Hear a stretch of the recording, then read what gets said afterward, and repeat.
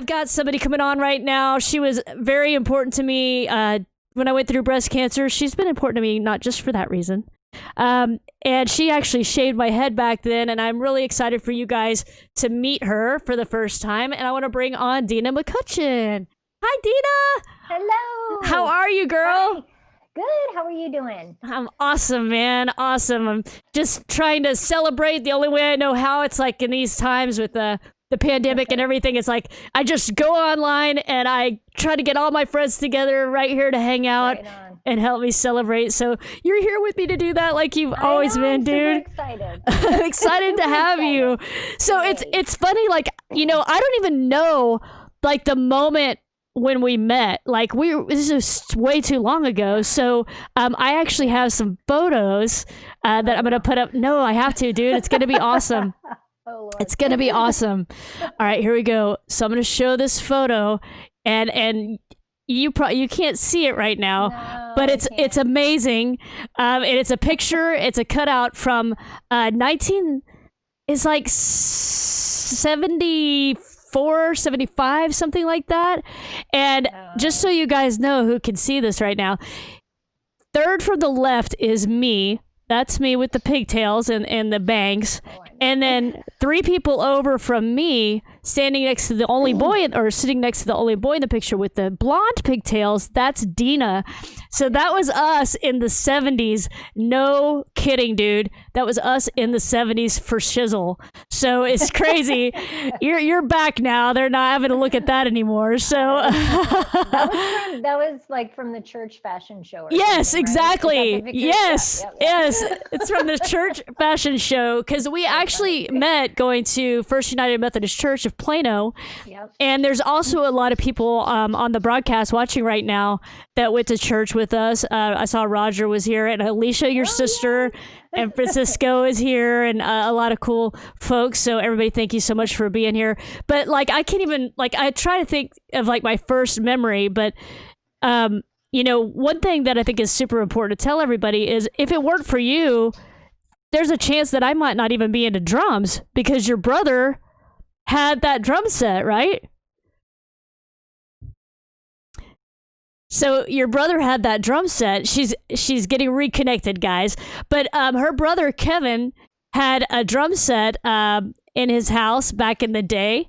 Can you hear okay, Dena? Yeah. Now okay, I can cool, hear you. cool. I got you back. Yeah. So your brother, hang on one second. We're gonna make it a little bigger because it's mad at you. Hang on one sec. So your brother had a drum set in his room, and it was like, I don't know, man. It like drew me in there, and I don't think I ever got to play it or anything, but I was allowed to like look at it, and so I was very excited to see that kit, and it's one of the reasons that prompted me to want to play the drums. So I love that story. Yeah. So that was that. And then like, you know, we were friends when Star Wars came out, when Grease came out. You know, I know, dude, like all of the stuff, Breakfast Club, later Motley Crue, you know, Right on, don't forget Motley Crue. And in fact, we had an episode. We went. Yes, I mean, Whitesnake and Motley Crue. Right? Yes, Whitesnake and Motley Crue. Yes, here, I'm gonna let you tell them the story, dude. But be careful, be cool. My parents are on. Okay. You have to tell them. Right. Tell them the story. I love you, Samuel's parents. But when we were teenagers and we were dumb, we may have gone to see Whitesnake and Motley Crue. And I was a horrible friend because we were watching, I think it was it Whitesnake that was playing? Yeah, Whitesnake was the opening band. And you were wondering when it happened. I did the quotes when it happened. I don't remember if it was during Whitesnake or I think it was, because then he threw out the rose and I caught that rose. Adrian Vandenberg. Are we talking about two different things? Like, are you talking about when your purse got stolen? Yeah, I am. Yes. And she leaned down and was like, my purse is gone. And I was like, we'll worry about it after the show. Let's make it play. We're like front row. Calm down. Yeah, I was a great friend. Hey, but come on, man. There's not that many times in your life where you have such great seats. I mean, we were right there. Were front row. Yeah, dude. And yeah, it was like time to not worry about the purse at all. You just had to let it go. Yeah, you just had to let that go and enjoy the music. Exactly. And so we did, and I had snuck in. You remember? I put one of those disc cameras in my pants. Because those little crappy disc cameras, because it was the only thing you could like sneak in. And so I took pictures, and I still have photos from that concert. Pictures of Adrian Vandenberg and David Coverdale. I have pictures of Vince Neil and all that stuff from there. But of course, it was such a crappy camera. It's like almost worthless. But I haven't seen those. How have I not seen those? I don't know, man. I had it like 8x10s made, but I don't even remember when I did that. So it's been a long time. But we did that. We went to I went to UNT, and you were in Denton at the time too. And like you were there for every band I've ever been in. Like you've seen when like. You would play on Fry Street. Y'all would play what was not the library and the Gravity Room. The Gravity Room. Yeah. Yes. Yeah. I think the Gravity Room. Oh my gosh. And that's when you were going the to Char Hut. Oh my God. The place that used to be like a Pizza Hut, and they turned it into like a bar. Yes. Yes. And I think you did a gig there with Casanova once, didn't you? With Casanova, Kim and I sang backup for Casanova. Yes. Oh, that's awesome, man. That was so long ago. Well, then, fast forward and into much later in our lives, we're like, what, 25, 26 now? Yeah. Oh, yeah. For sure. Yeah. And, I guess it was like 2008 or something. And I had switched churches. I wasn't really very active in church. And then I had found a church called Whosoever in 2008. And, actually before that, you were singing in the contemporary band at First United Methodist Church. And you guys needed help with sound. And so I started running sound. Yeah, so I started running sound for you guys there. And then I started going to Whosoever Church, and they were looking for a praise and worship band. And so we brought a couple of the guys from FUMC and we put together a praise and worship band and played at Whosoever and had so much fun doing that. And you are actually a trained vocalist. You took lessons. Well, you took lessons down at Brookhaven or somewhere near Brookhaven. I did take lessons at Brookhaven. I wanted to be an opera singer. It didn't work out. It didn't work out for me, but yeah. Yeah, you went from opera singer to hairstylist to teacher. Now you're a teacher, yeah. Yeah. And so we started doing that band thing. And then in, I guess, what year was it that your mom got cancer? This is so horrible. I'm such a bad daughter, but I'm going to say that it's because I don't want to remember. I believe she was diagnosed in 2007, I think, and passed in 2008. Yeah. If I'm correct. Like my sister may be typing furiously in the comments going, no, she's got it wrong. Around that time. Yeah. Well, I think you're right. I mean, when you go through something traumatic like that, it's not, dates, let's face it, it's not really important. It's the time that you spend together is what's important. And that all, man, that all happened so fast. And you guys have to know that, Dena is like family to me. And so her parents are like family to me as well. And so it's weird to think that was just a year or so that she went through cancer. And it at first, didn't she think it was ovarian cancer, but it ended up being... Yeah, they thought it was ovarian, and it ended up being, what is it? Oh gosh. The stomach, the something in your stomach lining, the Gotcha. liquid in your stomach lining. I can't, peritoneal. Gotcha. Carcinoma, peritoneal carcinoma. That's what it was. Yeah. And so because of that and the location and everything, it just was very aggressive and it was awful. Aggressive. And so then a couple of years later is when I was diagnosed in 2010. And I just thought, if you remember what that day was like when I called you. I do remember, because here's what I remember so much about it is that you were like so super selfless when you called me to tell me that you had been diagnosed with cancer. It was almost like you were apologetic, because you said, "I'm so sorry to have to tell you this because I know what you just went through with your mother, but you know," and you said that I have cancer. And it was like, okay, well, you're just going to beat this because you're April. And you've got this, and you fought like a rock star that you are. Oh, thanks, And it man. was just, it was such, like I say this, like such an honor to be able to go through that journey with you, for sure. Like it was, it was, while it was horrible and awful, but just such an honor to be in that journey with you and watch you fight and watch you just be this kid that I like ran away from home with on my hippity hop. And but we couldn't run too far. No, that's right. Across the street. Right, we could. Yeah. So we couldn't did. cross the street. So It we did had to happen stop, though. Yes. right? But this kid that I like ran away from home with, to watch you like fight and just be so amazing and vulnerable, and then turn it into something so positive like you have with Breast Cancer Can Stick It. And now you're not just fighting for you, but you're fighting for so many people. Like it's been really like I say, an honor, but I don't mean that to sound trite. I mean it for real, to be a part of that and watch that. I mean, I'm a super small part of it, but I get to watch you do it every day, and it's really cool. Oh man, Dena, Yeah. thank you. I told everybody when I started the show, I was like, I'm like really emotional today, so I'm gonna try to hold it together. No, I'm sorry. I'm a crier. Like, I'm pretending like you can't see it, but I'm such a baby. So Oh man, no, I mean, you've been just so supportive since day one. I can remember Riley, your daughter,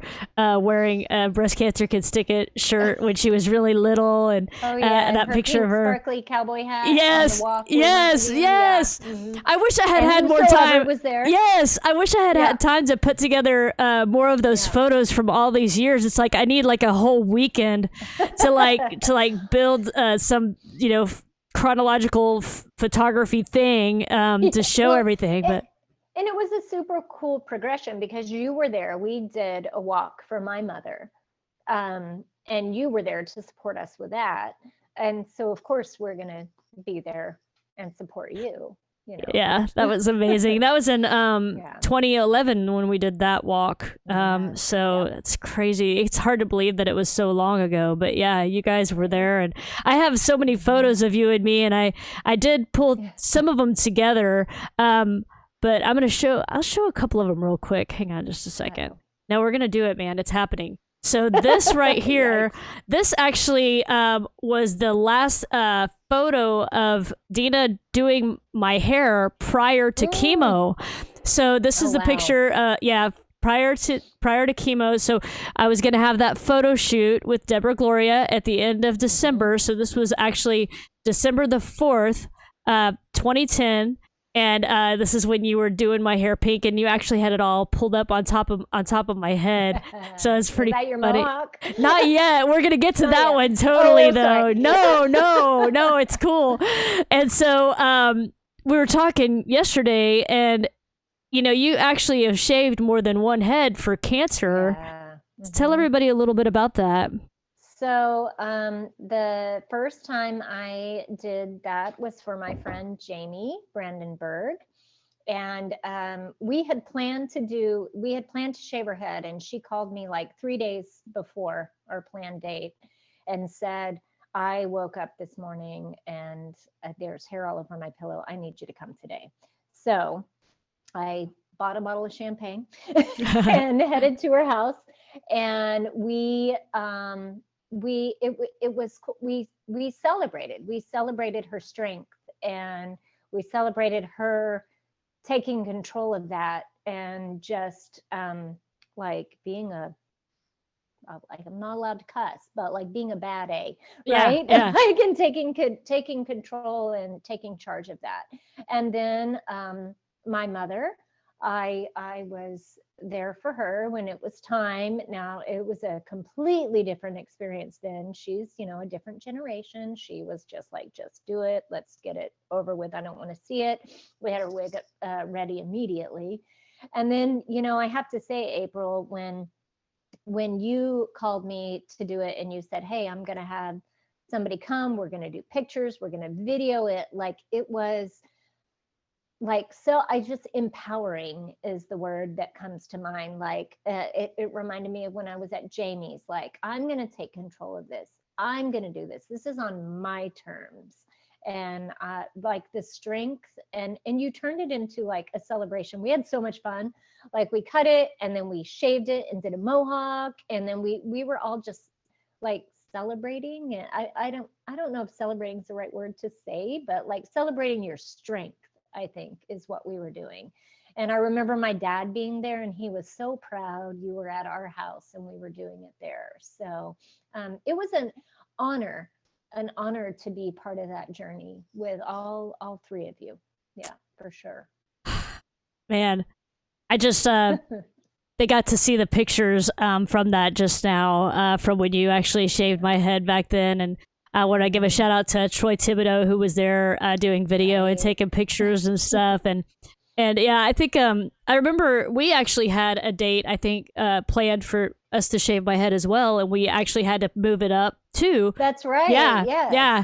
Because I'm just telling you, and I told you at that time, I was like, the thing is it's like, it's a mess. So like when your hair starts to fall out, it's coming out really easily. It's like you could just barely go through your hand, and you're gonna have hair everywhere. So I was like, Dena, we gotta shave it now because it's just gonna be a mess. So yeah, I don't remember whose idea it was to do the mohawk or whatever.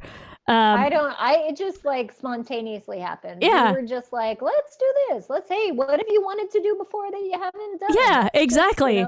Yeah. And I thought it looked really cool. I'm going to show it again to everybody here because it's just kind of fun. Super cool. But there it is right there. Just so much fun. And just, every time I talk to other folks on social media, there is some of the different survivor groups, and they're like, kind of upset or panicked about having to shave their head. I always suggest that they do this because it's like the one time in your life. Because like I wouldn't do that now. I mean, I have my hair, so I don't want to get rid of my hair. But at that time, it was like, well, I got to get rid of it. So why not make it into something fun? And even I've had people. Do you remember the wig? We got that wig. No, I was with you. Yeah. I went with you to get the wig. Yep. And we got the wig, and then we tried to because at the time your hair wasn't totally pink yet. Right. Right. We were highlighting it like this ruby red and dark brown, like your dark brown and a ruby red. And so then when we went and got the wig, and I was again like so happy to be part of that with you. And we got the wig, and I'm like, oh, I can dye it. This will be no problem. Like I can totally get your red. Like we wanted that red. And oh my gosh, it was a hot mess trying to color that wig. I think the poor people who bought my parents' house, there's probably still red all over the cabinets and floor from trying to dye that wig. I was just looking around to see if I could find that picture from because remember we bought it. It wasn't brown. I think it was blonde or something, or a dark blonde. It was crazy. And so I think I found it here. Hang on, I'm gonna see if I can. I don't know if I can share this or not. I'll try because it'll be fun. But I'll find it on break and show it on a next thing. But it's really funny though. The cool thing about that is that, and I laugh about it now because at the time I was like, man, I worked so hard. I dyed that wig. I got that red in there. And I don't think you wore it very often, but that's so cool that you didn't wear it very often because you were like, I don't have to wear this. I'm just going to be who I am. I'm going to be me. And it's true. you know. That's actually a conversation that I've had with different survivors too. Is everybody's like, should I get a natural, like a real hair wig or synthetic or blah blah blah? And I was like, hey man, I had 3 wigs because I had 2 short hair wigs and then I had the one long haired one that you worked on. And I was like, I just eventually was just like, forget it. I'm just going to go as I am. I'll wear like a beanie or something, or I'll just be out there. And the thing is I was already, you know, even 2 days before being diagnosed, I was already wanting to be an advocate in the fight against breast cancer. And I found that when I wasn't wearing the wig, that it would start up a lot of conversations that were important to have. And I don't want to miss out of it over here neglecting our people watching. So let me give a shout out to a few people real quick, Dena. All right, I'm going to scroll back, guys, and make sure I read some of this stuff. So Lawrence is here. Paige Nally in the house. What's up, Paige? Yay, Paige! And Alicia was laughing really hard during the Motley Crue conversations. So yeah, because I probably came home and was like, April, wouldn't just let it go. She lost her purse and with all of her credit cards, and she wouldn't let it go. But we had front row. I remember like it was yesterday thinking, oh my God, that had my purse and my driver's license, my address, and my keys. And I was like, oh my gosh. And you're like, let's party. I'm sorry, I was a bad friend. I love you. Hey, it was nice having you on the show, Dena. We'll talk to you later, okay? Bye. Click. It was front row Motley Crue. Come on, y'all. 1986 too, man. Yeah. Right? At their prime. All right, so D says, my squad was called my best friends. BFF shaved my head. For me also, my heroes. And Colin says, congrats, April. 11, miss you. April with Metal Shop. Love you too, Colin. Thanks for being here. Miles says, I wore my breast cancer constituent face mask all over Seattle. That's so cool. You got to send pictures, Miles. Send us some pictures. Colin says, I had problems trying to get here to watch. I'm so sorry, Colin, but I'm glad you're here, man. Michael Gray is here. My dad is here. Lori Peters is here. Former drummer for Skillet and a breast cancer survivor. Lori, thank you so much for being here, girl. She says, congratulations on 10 years. You're rocking life and fighting breast cancer. Love you. Thank you so much, girl. Colin says, change my profile picture on Facebook to honor April. Dude, thank you. Christina's here. Jimmy's here. Scott's here. Sue's here. Kathy's here. Wow, we have a party. Jerry is here. Bill is here. You guys rock. Thank you guys so much for being here, man. So we did the shaving and everything. And then, so I'm trying to remember, and I'm sorry to bring it all up, but I think it's important for people to know, you know, how common cancer is. I mean, it's 1 in 8 for breast cancer alone. And for women of any kind of cancer, as I recall, I think it's like, or actually for men, I believe it's 1 in 3 will get some kind of cancer in our lifetime. So what year do you remember was it that your dad was diagnosed? Why is this so horrible? Why am I such a bad daughter? I was at Alicia post in the comments. I think it was 5 years ago, that 4 or 5 years ago that he passed. So it was, I want to say my mom passed in 2008, 2009. And then, like my dad was diagnosed just a few years later. And I will tell you, he fought a good fight, that man. And, just was through the whole journey, just involved in the church, involved fighting, staying, just, wanted to be with his family, wanted to be with his church family. And, you know, again, and I know this sounds, I can't even use the right words, but to just be part of that journey and see someone fight like that and try to be there to support him is just, it really is an honor to be part of that. And then to see like so many people surrounding your family with love is amazing. So, which, I mean, you did with my family. My family loves you to know, and my dad was so proud of all that you were doing. And I know he's looking down going, look at her still go. I'm so proud of her. So yeah. But yeah, he fought hard, but he finally went to be with my mom. And so that's good they're together. But yeah, it's a ugly, ugly thing. And I just love so hard.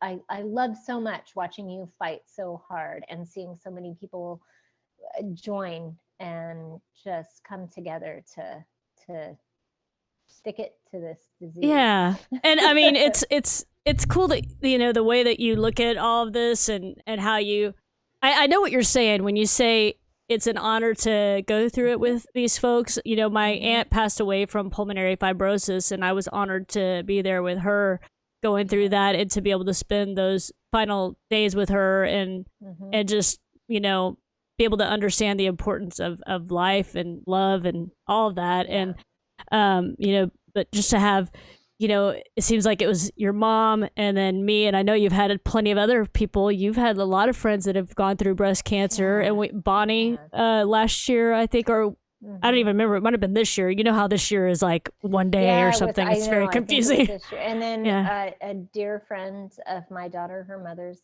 Melanie Hester, passed from triple negative breast cancer over the summer. So it's just, Well, it's like what I always say is I feel like, even though our cause is breast cancer, I feel like solving for any kind of cancer is going to help the overall cause of the fight against breast cancer. And I mentioned a few times before, and you guys know that one of the ways that I'm trying to celebrate is if you guys would donate $10 for the 10 years I've been cancer free, that would be awesome. If you just go to breastcancerkidstickit.org/10 for 10, I think they'll pop it into the comments here in a second. You can click on that link and just donate a quick $10. It all helps so much, guys, to make a difference in this fight against breast cancer. And those of you watching, we raise funds for mammograms, research and trials, and for financial assistance for breast cancer treatment. And, that's not really all we do. I mean, shoot, girl, you've been making blankets. We making some blankets, y'all. I gotta tell you, my house is full of material and blanket. Well, it was full of material and blankets. I have to say, I'm just like giving shout outs to April. FUMC youth group, you came and talked and played with their contemporary band, sang with them. They made blankets. Mission Possible kids at FUMC Plano. I was lucky to get to sing with you, but we played, and the kids came and got to play your drums, and they made blankets. My daughter's Girl Scout troop, when she was younger, you came out and played with them. They made bracelets. They didn't make blankets. Yeah. But when I was at Murphy Middle School, my cheerleaders made blankets. And I got to give a huge shout out to Haggard Middle School. Our pals right now, our pals group, they have made in the last month over 40 blankets for Breast Cancer Can Stick It to donate to people in the infusion room. So I mean, like, my house was full of bags of material, and now my house is full of beautiful blankets that I think we have one more bag, and the kids are busy at Haggard Middle School making these blankets. And I think by the end of this week, we're going to have over 50 blankets to be ready to donate. Yeah. So, and it's exciting. Yeah, it's so cool. And just so everybody knows, is what we do is we take those down to the breast cancer oncology, the chemo centers, and we actually hand out the blankets to women going through breast cancer, just so that they can feel some love. We actually do this primarily at Parkland, but we've also done it at Texas Health in Allen. We've also done it for Baylor Sammons Cancer Center in downtown Dallas. And so there's a lot of different places that we've given the blankets to. But I want to give a shout out to Shara, who started that whole thing several years ago. And it's still cooking. We still have the material, and we're going to finish all those up. I think it was like 5 years ago when we first did that. So it's crazy. Are you saying that when all of this material is gone, there's more to come? No, that's it. No, this is like, I'm saying that this material has lasted us 5 years. I think it's been about 5 years. It's crazy. It's crazy. Yeah, I gotta say, and the kids were so excited at Haggard, right? So they've been working super hard making these blankets, and I brought them in as a celebration and as a treat for their hard work. Some Lay's hot sauce potato chips with your smile on them. So they were so excited to see that and love that. I'm so holding they the got to bag up celebrate that right with me. now. Right I'm on. holding it. Yeah, Yep. see? I found them at Walmart in Plano and bought some bags for the kids while That's they so were working cool. hard. So yeah. That's awesome. Well, please pass on our thanks to them, Dena. That's so For freaking sure. cool. And I'm keeping an Yeah. eye on the time. It looks like we're almost up here. Yeah. But I want to give another shout out to a few people who are in the house right now. So there's been quite a few people joining and a lot of comments. So Yay. scrolling backwards, going to say hello to these folks. So Leanne is in the house. David is here. What's up? What's up? Jennifer says, yes, Dena, I am with you on that. Motley Crue front row has Thank to take you. precedence. Thank you. Jennifer's a huge Motley Crue fan, so she's with you. Randy Ebert is here. He says congrats on 10 years, and he himself is a breast cancer survivor. So cool to have him in our breast cancer survivor group, Survivors Rock, a breast cancer contingent community. Any breast cancer survivor out there can join Survivors Rock, a breast cancer contingent community, and be a part of the conversation over there. Deborah Gloria is in the house. What is up, Deborah? Yay. Teresa is here. David says, congrats. Thank you, David. Thanks, dude. Paige says, both such beautiful and amazing people. Thank you, Paige. We love you, girl. Mark Bearden is in the house. He says, when my wife had her head shaved, I tried to get her to let me cover her head with duct tape and pull the stubble out, but she would have none of it. Mark, what are you doing, dude? What? No, dude. And from a professional hairstylist here, I think that's a bad idea, right? Right. Yes. Yeah. Don't do duct tape. Duct tape is a bad idea. No, and plus your skin is very sensitive. Mark, no, dude. Maybe just like some Scotch tape and just maybe pat on there. Maybe a little just bit. a little, yeah. I love you, Mark. Deborah says congrats on 10 years. Thank you, Deborah. Shanna is here. What's up, Shanna? Awesome. Paige says hugs and love to you both, Dena and Alicia. And Malin is here. Thank you, Malin. Paige says, Mark, I used an extra strong tape roller, so it felt so much better. That's one way to do it, like a lint roller. There you go. Dean is in the house. Sherry is here. Mandy says, yeah, Dena, I need to get with you and pick up those blankets so we can get them to Parkland. Pick up the blankets. Shanna, thank you for being here. All right, guys.